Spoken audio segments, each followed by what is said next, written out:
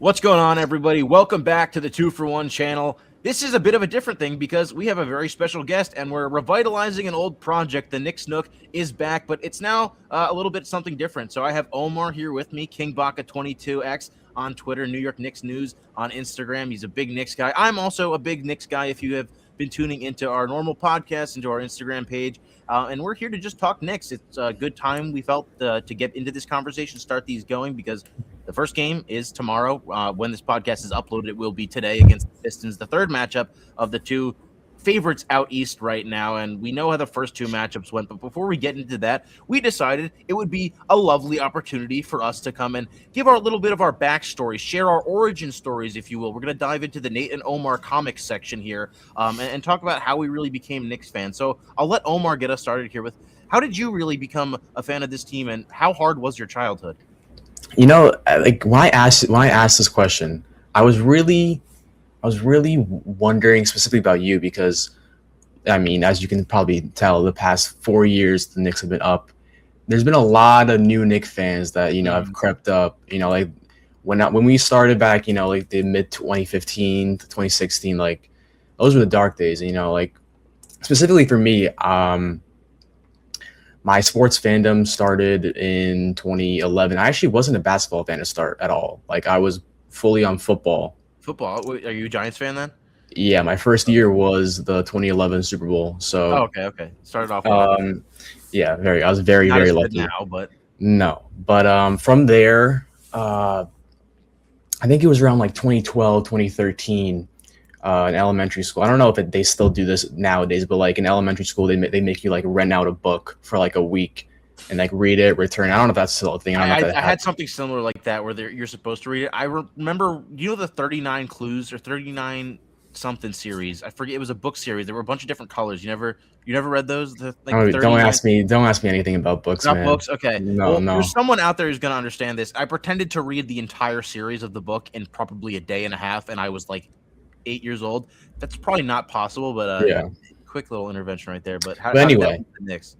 One of my best friends at the time was egging me on. They wanted me to get into basketball, so he made me get this picture book of the Knicks. I think it had to have been the 2011, 2012 because in the book it was Jeremy Lin, Stoudemire, Melo, obviously all those guys. So I got the book, whatever, and then like fast forward a year or 2 years, something along those lines. I remember my first time ever really watching was like the end of the 13-14 season. And then my first full year watching was the 14-15 season where I watched every single game. All 82 games. I watched 100% of the games. And from there, it kind of took off. 2015 season, did the same. Then 2016-17, I started Instagram page. And then the rest is history from there. I'm going to be honest with you.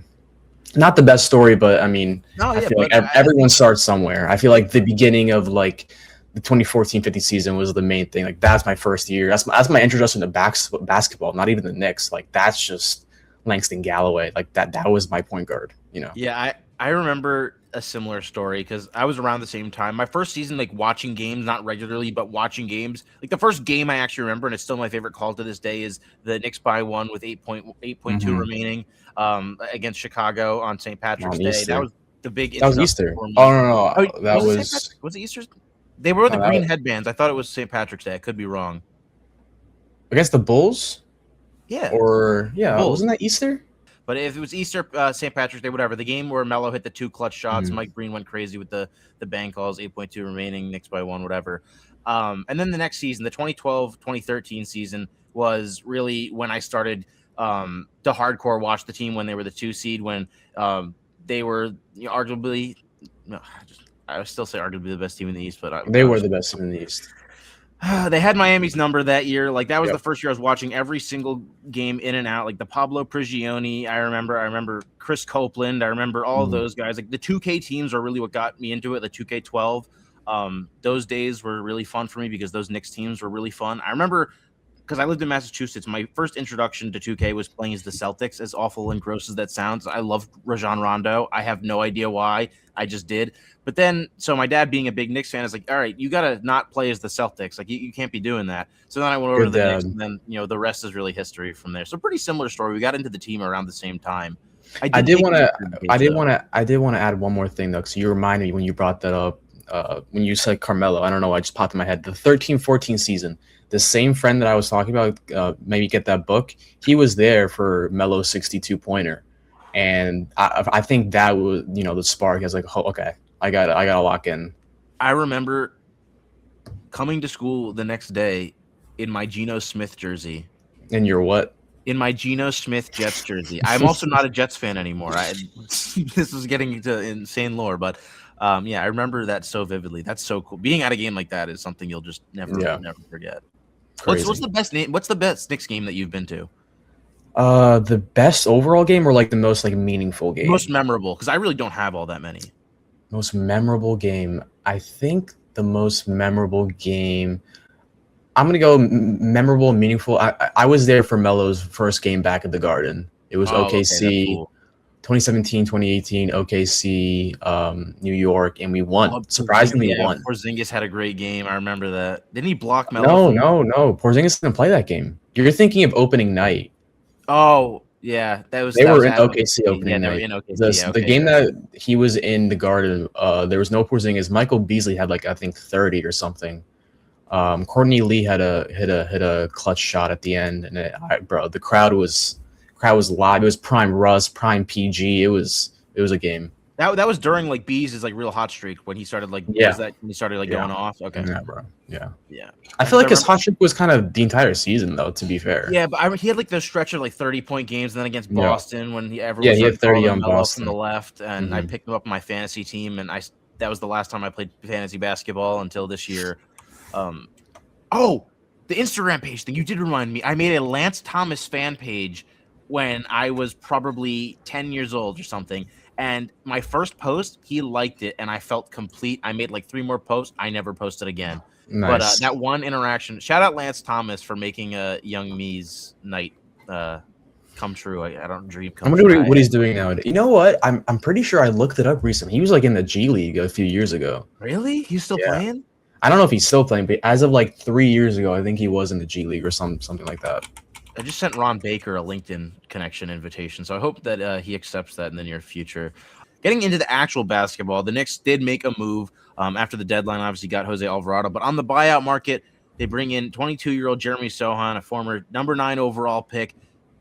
To me, this is just a really low risk, potentially higher reward move. Where do you think he fits on this current Knicks team? And most importantly, do you think he's going to be taking Mo Diawara's minutes?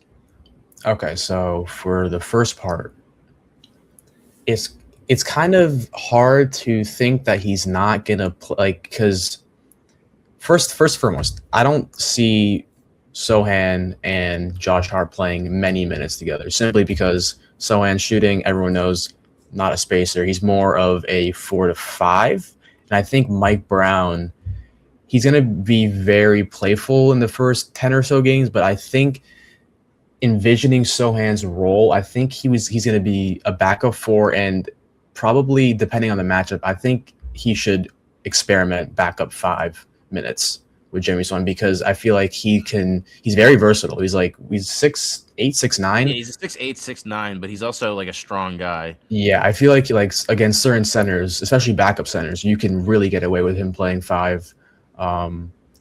In a lineup with Josh Hart, I feel like you can play Josh Hart 4, Sohan 5, but all in all, I really think backup 5 should be experimented with. I was going to actually, that's one of the first points I had written down to bring up, because I think that allows a lot more flexibility, especially come playoff time, if Sohan is a reliable role player, because you can still have him and Diawara both off of the bench. If you're playing Sohan as the 5. Yabusele as a small ball 5 obviously didn't work out. I think there's a lot of things that Sohan has that he doesn't have. But that also allows the Knicks to try a lot more things with Mitchell Robinson and Cat in the lineups together, which I think we've seen some good things with, especially defensively and trying to hide Cat's weaknesses. So I'm totally on board. I think that Mike Brown, putting him in those situations early, is going to be important. I wouldn't be surprised though. Like, tell me if I'm wrong. If there's going to be some rough patches and fans are going to Oh get on yeah, him early, and it's going to be people are going to be 100%. upset over a minimum contract signing. But the thing about that is, um, integrating him, you have to think that like, I mean, depending on who you ask, fortunately, Ariel Hoporti will probably not see many minutes moving forward, especially in the playoffs. He's What's probably your not going to play. what's your temperature check on Huck Tua? Because I have Dude, last year I was really high on him. He looked like a really solid, rim running center. He blocked a few shots, DHO roll, pass out of DHO. But I don't know, for some reason, like he just feels like a step slow. I don't know if it's the system. I don't know if it's him. I almost feel like he's second guessing himself on a lot. It seems like where has all this pressure to do everything or do anything in the small minutes he's given.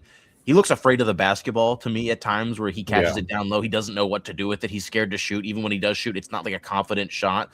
Like he yeah, puts up those little floaters like Hartenstein used to, but it's not yeah. confident at all. And he has almost no touch on the ball. But that's why I think Sohan can relieve the Knicks of some of those, backup 5 minutes. And I think that was an underrated need where the Knicks kind of almost killed two birds with one stone, where you got a wing slash big. You could play him in both roles and potentially fit two of your needs depending on the lineups that you're running.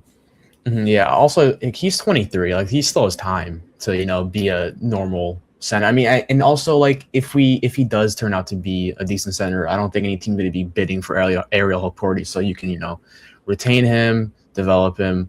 It's a long game, but I feel like Sohan should be taking those minutes. And as to Diawara, I feel like everyone's talking about. I've seen all of my timeline, everyone raging at Mike Brown saying, "Why would you take his minutes? Take his confidence away." Mike Brown has like you need to see what you have in Sohan before the playoffs, because if he's gonna play, like he's on a 1-year contract, so like you don't know if he's gonna even be back next year. So you want to get the most out of him now. Diawara, we're probably gonna retain his rights somehow. Brock Aller, he always finds a way, of doing things. So Yeah, I feel like it's the right move to find out what you have in Sohan as fast as you can, because the playoffs they're creeping up. It's February 18th. We're creeping up. like he was. I know he had his flaws. He always had his flaws, and people like to make the jokes that he was, being a 6'8" forward, being allowed to run point guard and still not passing to his 7'4" teammate wide open.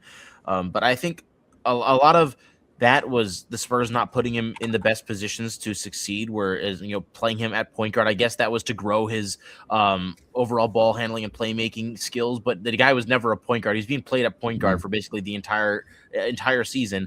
I think if you now put him somewhere in a place where he can do the things that he's best at, and he's not behind a bunch of other young guys who have this potential. Like the Knicks don't have any other 23-year-olds with unlimited potential, something like the Spurs have an unlimited supply of, where they can't just replace him. I think, like you said, you have to see what he gets out of what you can get out of him for the playoffs. So is it better to go with Diawara come playoff time? Because right now, I think we know what we have with Diawara, at least for this season. Like he's a good player, but he can 100% be upgraded. Like this isn't like even a tenth of what Diawara probably will be, because I'm that high on him. Also, I feel like they're just different players, like Diawara and Sohan. Like I feel like Mo is like a 3-and-D wing. Sohan's like he's a small ball 4. Like I'm not too familiar with his screening game, but I feel like he would be a lot better when it comes to screening, rolling, passing out of that. Like he's a lot more versatile than Mo. Like, I don't know how much you've seen, because I can't say that I was watching every single Spurs game the past 2 years, but I've watched enough where I feel like I could get a general census that you felt like a good player, one of those guys that does a lot of the little things that aren't necessarily Pop loved them. Yeah, Pop but loved them. yeah, they're still close to this day. Like you see that, like I think in his goodbye post to San Antonio was like a picture of him and Pop front and center. Are you blaming more of the shortcomings of him in San Antonio on him, or really just the fact that San Antonio had all this depth and there was no room for him? Because that's what I look at. I think it's a mixture. I feel like it was just a complete log jam, and I feel like the Spurs moved their timeline up. Like their timeline got sped up immediately when Vic got there. So I feel like it was just a bad scenario. I feel like fresh start, both sides, beneficial. Now, although the timeline is kind of similar to the Spurs, where the Spurs are trying to win now, they're trying to win now, I feel like Sohan has a better opportunity here, just because he fits a position of need. So, like, are you high on Sohan? Like, are you confident that this is going to work out and he's going to be a solid rotation player for this team for playoff time? If you asked me my opinion on Jeremy Sohan 2 weeks ago, I would have said cool NBA player, good potential, not much else.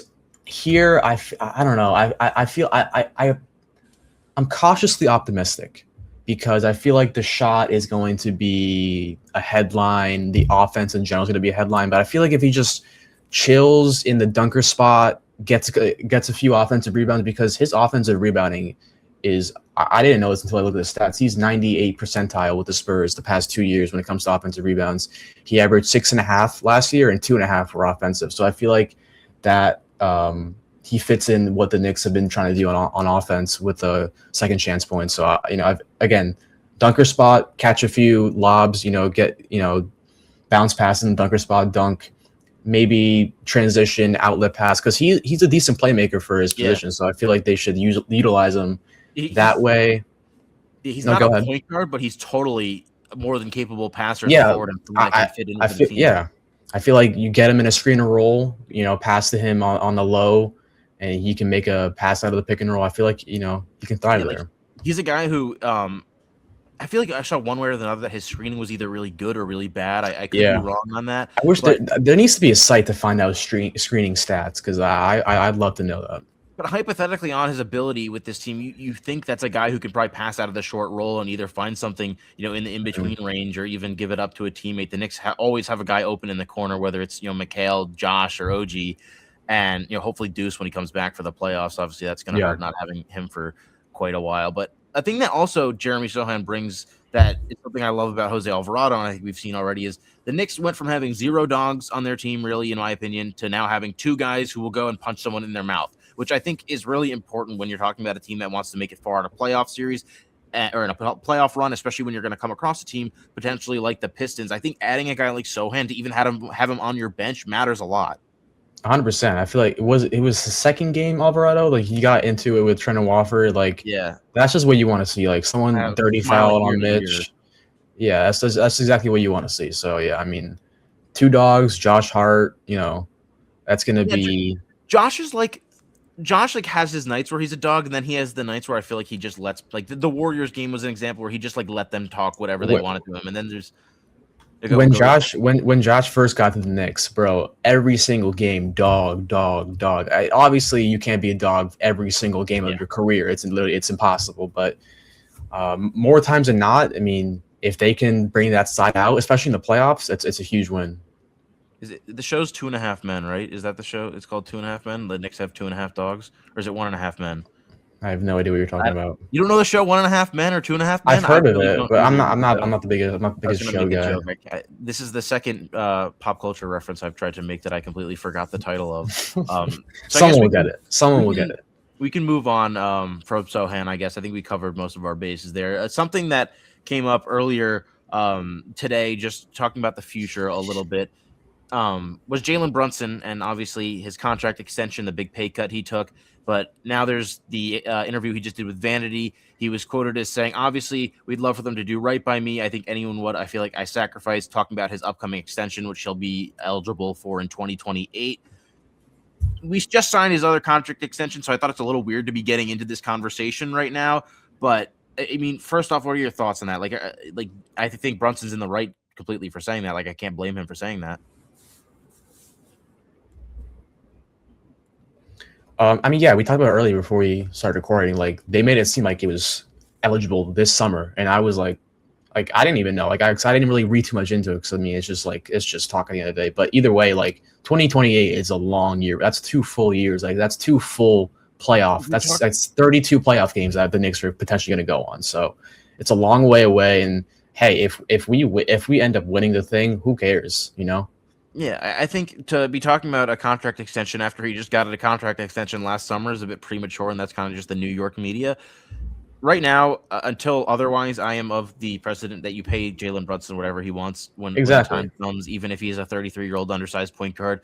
Assuming everything doesn't go completely sideways, then yeah, he deserves the contract extension. I didn't want to get too much into that. I just thought it was something worth addressing because everything is newsworthy apparently in New York. Yeah. Something more relevant though is the big game coming up tonight when you guys all watch this, when this pod comes out. The Knicks and the Pistons play each other for the 3rd time tonight. We know how the first 2 games went. The next two lowest scoring games of the season so far have come against the Pistons. They scored 80 and then 90, 121-90 the first game, 118-80 in the second game. What are you looking for in this third game? Even if they don't win it, what do you just want to see from this team to show that they belong in that top conversation of the best team in the East? I'm going to be honest. I'm going to be very, very, very honest. I take pride in watching every single Knicks game, like through and through. This last Pistons game, I turned it off in the third quarter. So as long as they make me fully attention, like I'm just locked in, that's all I really care about. But seriously speaking, I feel like home court advantage really mattered for the Pistons. Their crowd, I will give it to them. Their crowd is very, very ruckus. But I feel like we're back at MSG. I feel like it's a new slate. OG's going to be back. It's going to be. They're not going to have Duran. They're not going to have Stewart. So there's excuses both ways. But I feel like the Knicks, if they come out and they do what they're supposed to do, the paint's going to be open. I feel like Cat needs to. We were talking about earlier with the All-Star game. I feel like Cat really needs to start picking up the second half, and I feel like this is a great starting game with no Duran, no Stewart. It's going to be Paul Reed. It's a great matchup, both sides. I feel like the Knicks should take this. I mean, if they don't, I wouldn't get nervous because last year they were like whatever against top teams, but I feel like they need this win.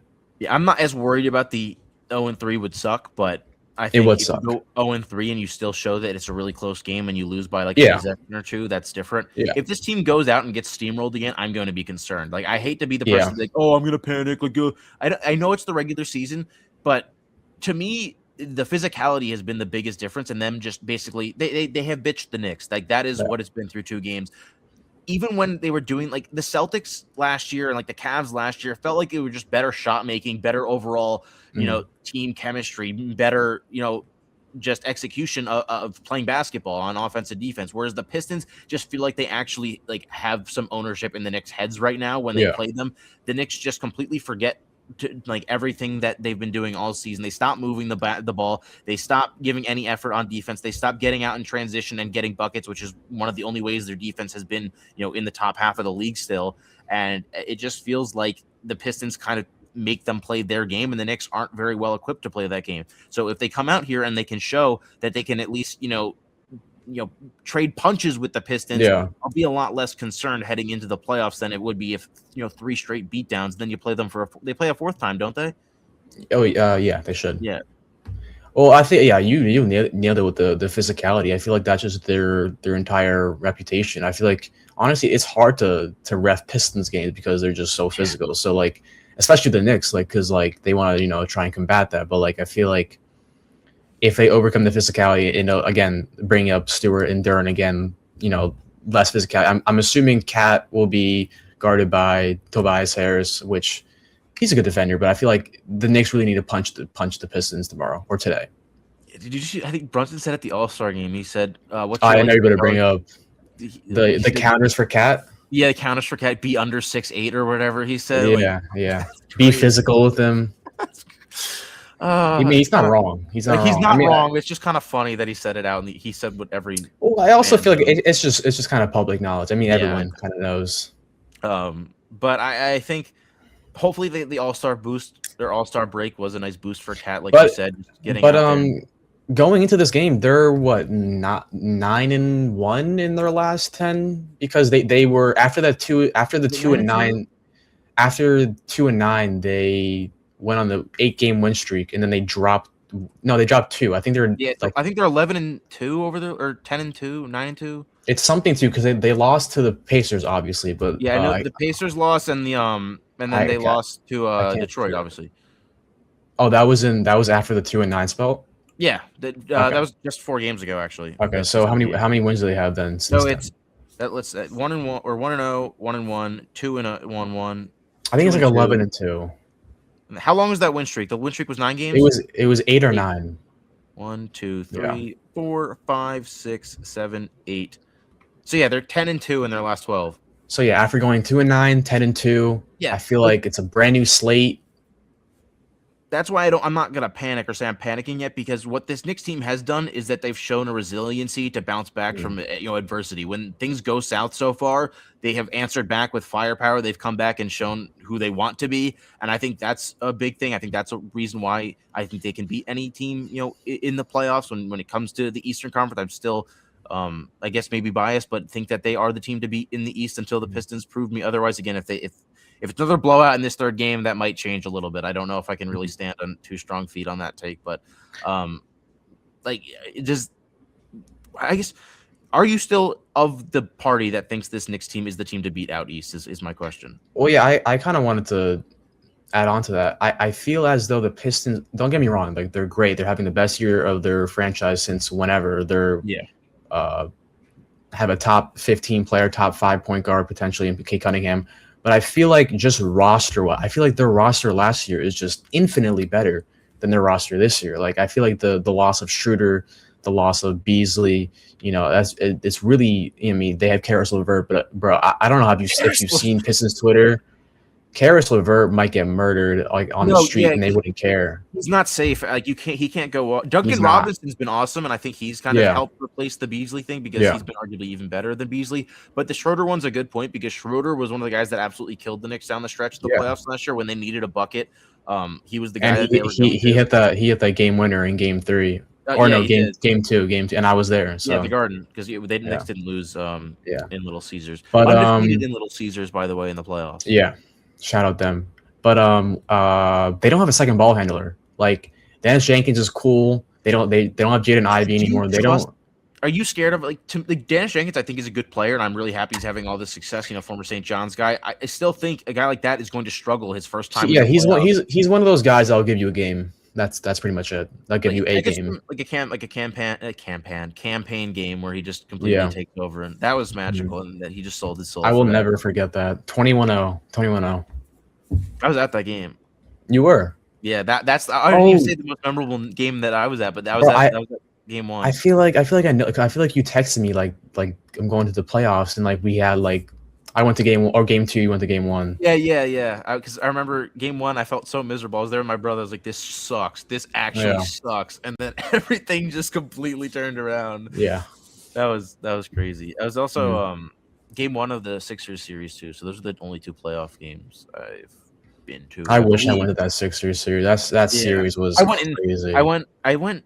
Did I go to a second game in Philly in that series? I can't remember. I don't remember. I don't think I did actually. I might have gotten like beaten to death. Definitely try to go to a playoff game this year though, 100%. Yeah, that would be really sick. Maybe we'll shell out the money and we'll make the trip together. Maybe. Who knows? I think also another thing with the Pistons, though, to give them credit, is Asar Thompson has 100% taken another leap on the defensive end. Do you think? I mean, in my opinion. I think he is. Is he the number 1 guy in your mind or the number 1 hardest guy for Jalen Brunson to score on in the league right now? I think Nembhard's in that conversation too, but Asar really makes him uncomfortable in a way I haven't seen a lot of times. I know he got that shot off to win, obviously the series last year, but Asar's a guy who I have a little not worries about because I'm not worried about Brunson, but you know what I mean? Yeah. I'd say him, like you mentioned, Nembhard, Nesmith, but I feel like you saw last year in the playoffs, Brunson did a really good job in getting him to foul. Like, I feel like he's very foul prone still. I feel like once you get 2 in the first half, Brunson's really good at that, lower his time. But that also brings up the chance for Ron Holland to get some minutes. I feel like he also has played a lot better this year, offensively and defensively.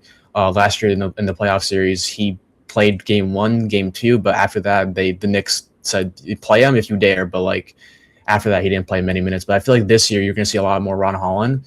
So I feel like it's going to be harder because I feel like if you switch Thompson, you get Ron Holland. But outside of that, I don't really fear anyone on Detroit when it comes to defending Jalen Brunson.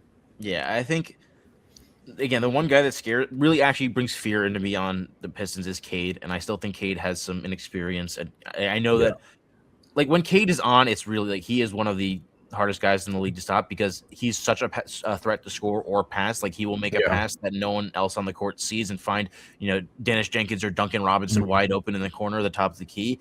And he's really physical. He's like not afraid to like put like a shoulder down. No, he's got a little bit of LeBron in him. I'm not saying that he's LeBron, but he's got a little bit of I'm going to the basket, I'm going to get to the cup, I'm going to get in the paint. I don't care who's in my way. And that's just their style of basketball. Do you think that style of just fouling so many times that you can't call all of them is going to help them or hurt them in a playoff series? Because it feels like they're doing that more than last year.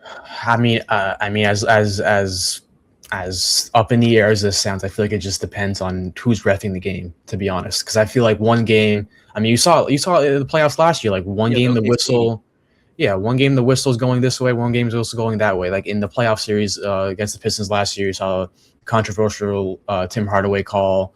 I'm pretty sure Game 4 also had a lot of controversial calls. I just feel like it's really gonna come up to like who's reffing the game. And I feel like whatever the feel of the game is, it's very up in the air. So, do you feel similarly about this Pistons team as you do about the Cavs last year? Um, what do you mean? Like, I mean, I wasn't, because to me, I saw the Cavs' regular season success, and I wasn't all that scared of them in the playoffs. Maybe you were, but like, do you think they're the same team where they're overachieved in the regular season, or are they better than that Cavs team? No, I think that Cavs team last year was a lot better. I feel like just this Pistons team is just. I think they're just riding all on Cade Cunningham. I feel like he's having a great year, like with the supporting cast that he had. I mean, Jalen Duren obviously all-star season, but outside of him and Duren, there's just not a lot of support there, and I feel like they're fully. I wouldn't say one-man army, but I feel like this, it's 100% almost on Cade. And I feel like you said earlier, it could be a detriment in the playoffs. But I feel like if they do pair up with, like I don't know, the Raptors or Bulls team, I feel like I'm pretty confident to say they won't be a first round exit like last year. I think Cat is the big X factor here because in the series last year, he was arguably the X factor when Brunson was the guy getting shut down. He had those huge back-to-back threes that set everything up. That was game 6, right? That where Cat hit the big threes, or was it game 5? No, that was game 5. Game 5. Okay. You're thinking about are you thinking about the baseline shot or the half thinking about court shot? The step back like 3 from like 35 feet Yeah, where he hit it with like 2 people in his face. Honestly, that might have been game 4. I don't know. I'll look it up, but keep on talking. It was in Little Caesars. I just when Cat started really going, even in the Pacers series too, then in the next series was when everything started to click. When Cat's playing like an All-NBA player and like this 25 plus point per game efficient scorer that he's been for a lot of his career, that's for me where everything comes together, because then they can't be as physical with Brunson because all of the attention has to go to the 7-foot guy that can shoot from 30 feet. Cat is, I think, maybe an obvious answer, but to me, he's the X factor going forward. I don't know if someone else to you is the guy you think needs to step up more. It was game 4, by the way, that half court shot. But no, yeah, 100%. It's 100% Cat. I mean, you saw last year, like the physicality was there, but he somehow, some way, by the grace of God, overcame it, hit a bunch of clutch shots. I don't know. I mean, I'm still thanking him to that day because when that half quarter, that was the game basically. But for going to this season, yeah, he kind of has to be he has to win the Jalen Duren matchup because even last year, Duren was eating on the glass, and Cat's a really good rebounder. I feel like Cat needs to neutralize Duren in every way possible, and I feel like it'll be easier with Mitch too. That's actually, I think that's a good way of putting it. I think you can say for the Knicks to really showcase their dominance and show they're the better team, I think Cat cannot let Jalen Duren be the third best player in the game. Like Cat has to solidify him as it has to go Jalen, Cade interchangeable. Cat too, 100% has to be Cat, and it has to be. I mean, I would love it if it was like OG 4 or 3 and Mikal or whatever, but Duren shouldn't be high enough because those second chance points will kill the Knicks. How much do you think not having Deuce affected the Knicks in that second game? Or do you think against the Pistons, do you think if they have Deuce, it's a much closer game? Because I saw some people saying that, and as much as I love Deuce, I still think this is a fundamental issue that's not just being solved by an extra shooter. That game would not have changed if Deuce was there. I mean, I love Deuce. He makes an enormous impact on the team, but I feel like it's something deeper with the Pistons. I think it goes back to physicality. I feel like the Pistons are playing football out there while the Knicks are playing, basketball. So moving on, we have a little bit of a side discussion about another team in the East who's also connected to the Knicks. The Wizards currently hold the Knicks' top 8 protected pick, or they traded it to the Knicks. It's top 8 protected. So if they were to fall out of that top 8, the Knicks would end up with a first rounder this year on top of the first rounder that they already have of their own, which would be really nice. But in other news regarding that, Anthony Davis and Trae Young today were reported to have not been cleared yet for contact. There's not that many weeks left of the season. We've had a little bit of time, but at this point, it looks like the unethical tank is in full session, Omar. Do you think there's any chance that those guys play for the rest of the season and help get this pick potentially out of the top 8? Absolutely not. Also, you didn't mention that Alex Sarr is out with a grade 2 hamstring strain. So that's they're starting center, they're starting power forward, they're starting point guard, all out for. I mean, this And says 2 weeks for Sarr, but Sarr is probably not returning either. and they also employed Bub Carrington, and that means more minutes for Bub Carrington. So that's always not conducive for wins. But hey, more minutes for Trey Johnson. Yeah, I like that. I like Trey Johnson being more of a focal point, I guess. But you know what? I just thought of? No Sarr, no Davis. They don't have Bagley. Who's playing center? They have Vukovic.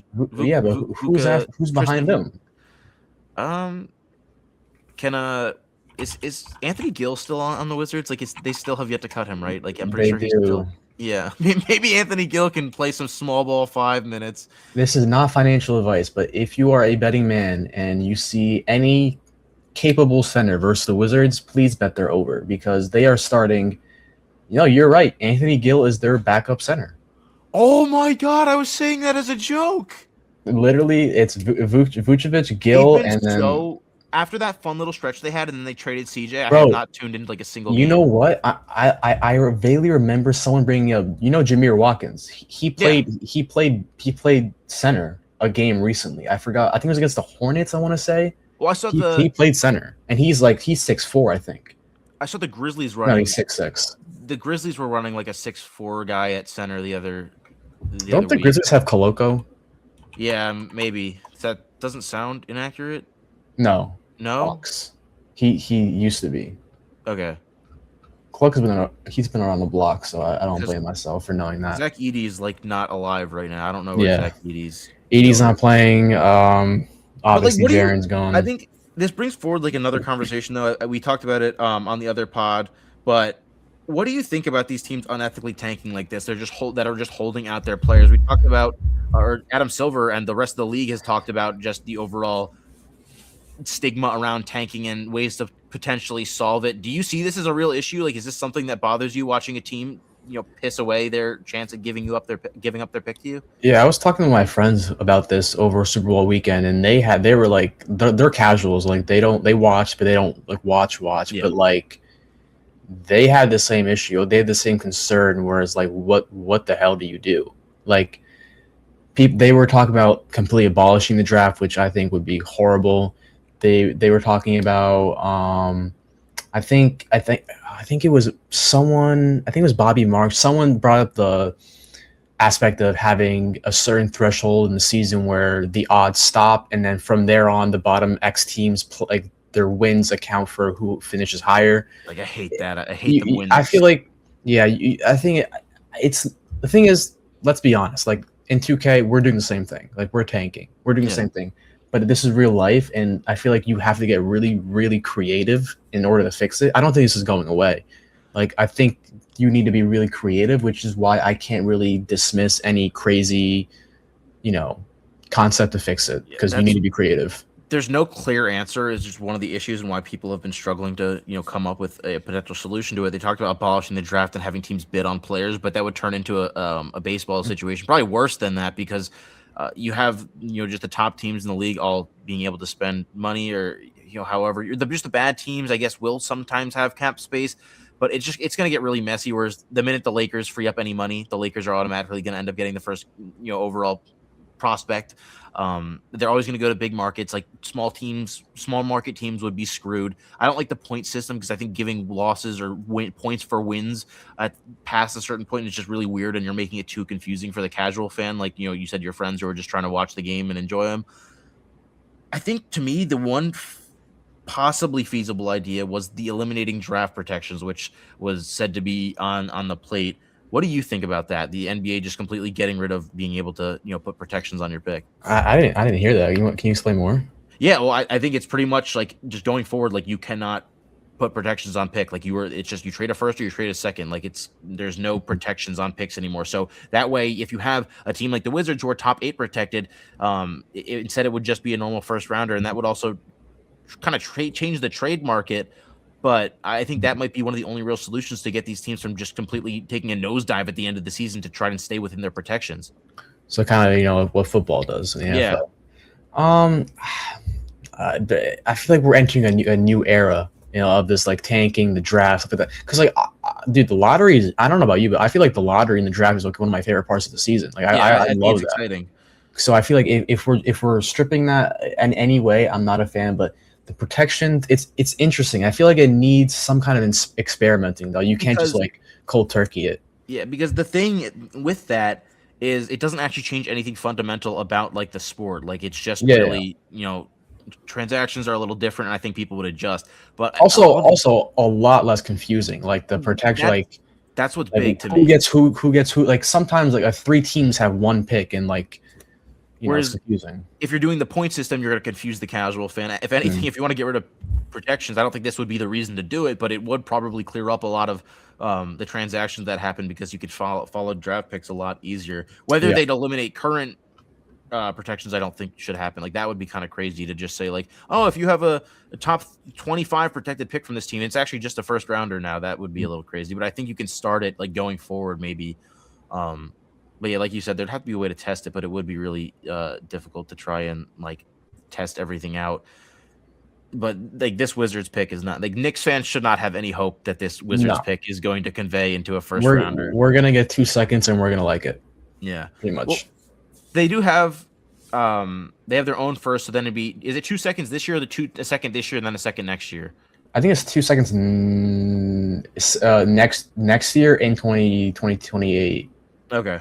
I'm mistaken. Again, it's hella confusing. Like there's so many stipulations. So regardless, they have either an extra second rounder this year and then next year, or it's pushed a year in advance. Yeah. That's still some decent value, but I just wanted to take a little moment to talk about the unethical tanking thing because I think it's worth addressing. The Knicks definitely. I don't feel like the Knicks ever did the unethical tanking. They just really sucked for a long time. Yep. I think that takes some pride in our bad team. Not to those levels. There was this one time where the Knicks did not play Enes Kanter any minutes because numerous reasons, but he was really good on that Knicks team, but he also got benched. So technically they did, but technically they didn't because they were also playing Emmanuel Mudiay, Noah Vonleh, all those guys a lot of minutes. So do you remember back when Maurice Endor hit the game winner against the Sixers in the last game of the season? Cost us some ping pong balls. Yep. Yeah. That was against the Sixers, right? Yeah, against Philly. It was like a mid-range jumper from the free throw line, and it just went down. And I remember watching that game, and I have never been more upset at a game winner. I was like, fell to my knees. I was like, no! If I'm not mistaken, I'm pretty sure that was the last time he set foot on an NBA court. That was his last time on an NBA court. He has never played in the professional crazy in the NBA. He's probably a crazy like hoops grid like NBA lore name like in like 5-10 years like Maurice Endor. Oh my god, I remember his comment section after that game. It was not a pretty sight. I may or may not have been blocked as a little kid by Maurice Endor. It wasn't anything bad. I think I just said something like "fuck you" or something like. Anyways, the Knicks are not getting that pick, but we can take a little look before we wrap things up into the rest of the season for the Knicks, just what our expectations are overall, what the vibe is right now, a little bit of a vibe check. I said this, I think, briefly earlier. I still have confidence in the Knicks to win the East.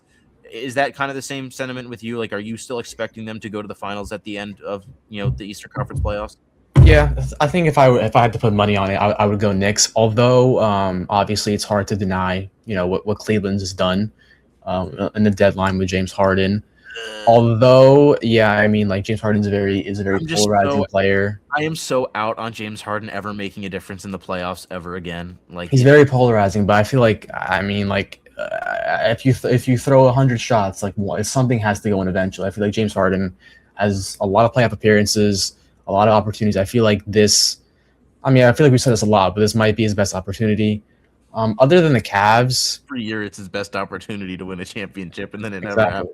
It's his best opportunity until it isn't. But other than the Cavs, Philly at one point did scare me, but just today we got a report Joel Embiid, his shin. Something happened with the shin during All-Star weekend or All-Star break. Everyone got hurt today. Like all the reports today came out about how everyone's in the hospital. And apparently the shin injury isn't minor. It's supposed to be a week-to-week thing. So if that's something, you already have Paul George out. That Tyrese Maxey, it's a lot to carry as one player. So I feel like I'm less fearful of them.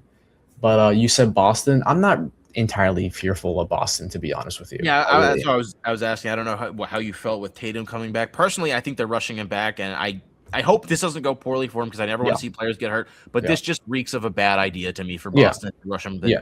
back this fast.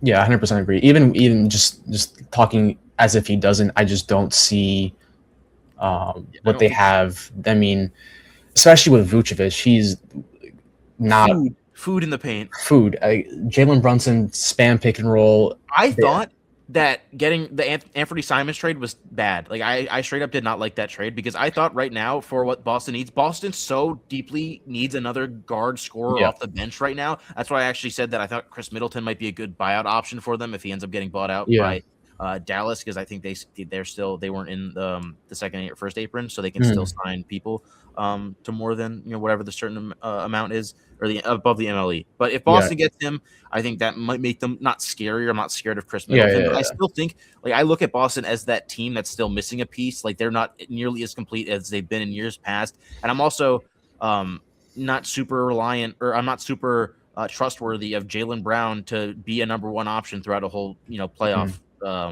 series run or a playoff run. I think he can do it as a 1A and 1B option with Tatum, but I just don't see Tatum getting back to that level of Tatum, at least this season. Yeah, I agree. Also, their depth just isn't as prevalent as it has been in years before. They're pretty much relying on Peyton Pritchard and Sam Hauser being their big two contributors off the bench, and they've had to move Peyton Pritchard to the bench because of the fact that they now don't have Simons. Yeah. And if I remember correctly, who's on that bench? Like they got the rookie Hugo Gonzalez. Yeah, Hugo's been good. Jordan Walsh has his moments, but it's just a lot of what ifs. Like, I'm not certain that Jordan Walsh is going to be able to be regardless of anything. Jaylen Brown, Derek White, and Peyton Pritchard will make up 95% of their points, which isn't I think a recipe for success. What are your expectations when Tatum comes back? Like, what do you think he's going to be? Because I'd probably have to. I think he averages maybe like a cool 16, 17, because I still think he's going to get the shots up. But I just don't think he's going to have that overall all-star level impact on the game.